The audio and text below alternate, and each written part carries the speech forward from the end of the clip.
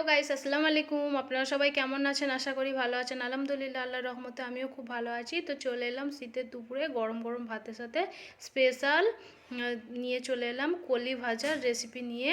তো খুবই সিম্পলভাবে আমি রেসিপিটা শেয়ার করছি। ভাত বেড়ে আপনারা মাত্র 5 মিনিটে বানিয়ে নিতে পারবেন এরকম গরম গরম ভাতের সঙ্গে কলি ভাজা। কলি ভাজা কার না ভালো লাগে বলুন? সিজনে একবারই হয়, তো খুবই ভালো লাগে খেতে। তো দেখুন, আমি ওগুলো ভালোভাবে ধুয়ে, কলিগুলোকে ভালোভাবে ধুয়ে পানিটা ছেঁকে রেখেছি। তো আমি ফোড়নের জন্য নিয়েছি শুকনো লঙ্কা আর রসুন। আপনারা চাইলে কিন্তু পেঁয়াজও দিতে পারেন, কিন্তু এটা সিম্পলই বেশি ভালো লাগে খেতে।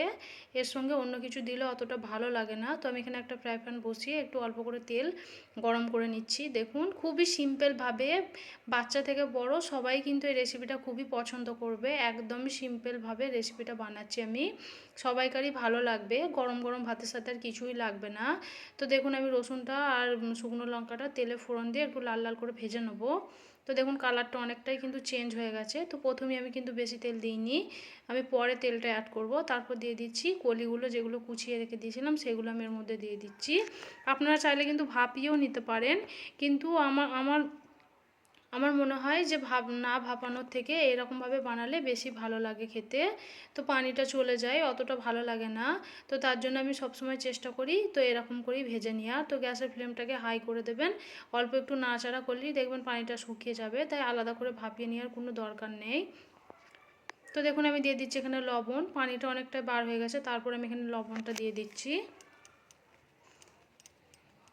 তারপর দিয়ে দিচ্ছি অল্প করে একটু হলুদ গুঁড়ো, 8 চামচ মতো, বড় চামচের 8 চামচ মতো দিয়ে দিচ্ছি হলুদ গুঁড়ো। তারপর দিয়ে দিচ্ছি একটু লঙ্কা গুঁড়ো, যেহেতু আমি ফোড়নে দিয়েছি তো এটা কলিটা এতটা থাকবে না, তাই খুব বেশি লঙ্কা আমি এখানে ইউজ করব না। তারপর দিয়ে দিচ্ছি ধনিয়া গুঁড়ো, তারপর দিয়ে দিচ্ছি একটু জিরে গুঁড়ো।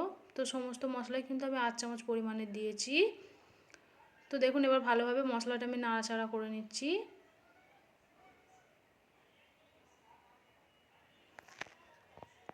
তো ভালোভাবে নাড়াচাড়া করে নেবো যতক্ষণ না পানিটা শুকিয়ে আসছে না, আর মশলাটা ভালোভাবে কষিয়ে নেওয়ার পর তবেই আমি স্লো করব। তো দেখুন, মশলাটা অনেকটাই ভালোভাবে কষানো হয়ে গেছে। তো আমি এবার ঢাকনা চাপা দিয়ে 1 মিনিটের জন্য রেখে দেবো। তো 1 মিনিট পর আমি ফিরে আসছি। দেখুন, খুব একটা বেশি টাইম লাগে না এটা সেদ্ধ হওয়ার জন্য, 1 মিনিটের মধ্যে কিন্তু সেদ্ধ হয়ে যাবে। তো একটু ভালোভাবে নাড়াচাড়া করে নিচ্ছি। পানিটা কিন্তু দেখুন একদম শুকিয়ে এসেছে, আর কোনো রকম গলেও যায়নি, একদম ঠিকঠাকভাবে সেদ্ধ হয়েছে। তারপরে আমি দিয়ে দেবো তেল। একটু মশলাটা ভালোভাবে নাড়াচাড়া করে নেওয়ার পর আমি সাদা তেল অ্যাড করব।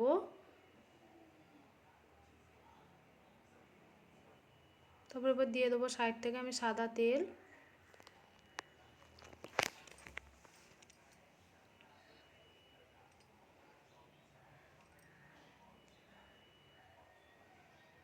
তো সাদা তেলটা দেওয়ার পর একটু ভালোভাবে আমি নাড়াচাড়া করে নিচ্ছি। তো লাল লাল করে এবার ভেজে নিলেই কিন্তু রেডি হয়ে যাবে। তো দেখুন, আমি আরেকটু ঢাকনা বন্ধ করে রেখে দিয়েছিলাম। তো এবার আরেকবার ঢাকনাটা খুলে আমি ভালোভাবে নাড়াচাড়া করে নিচ্ছি।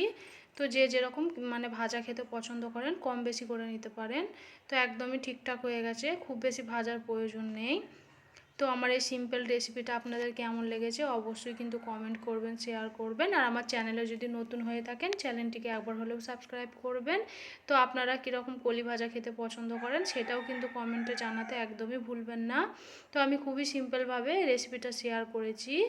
তো দেখুন কতটা লোভনীয় লাগছে, রুটি কিংবা ভাতের সাথে কিন্তু খুবই সুন্দর লাগবে, একদমই জমে যাবে। তো এরকম কলি ভাজা কার কার ভালো লাগে অবশ্যই কিন্তু কমেন্ট করবেন, শেয়ার করবেন, চ্যানেলটাকে একবার হলেও সাবস্ক্রাইব করবেন।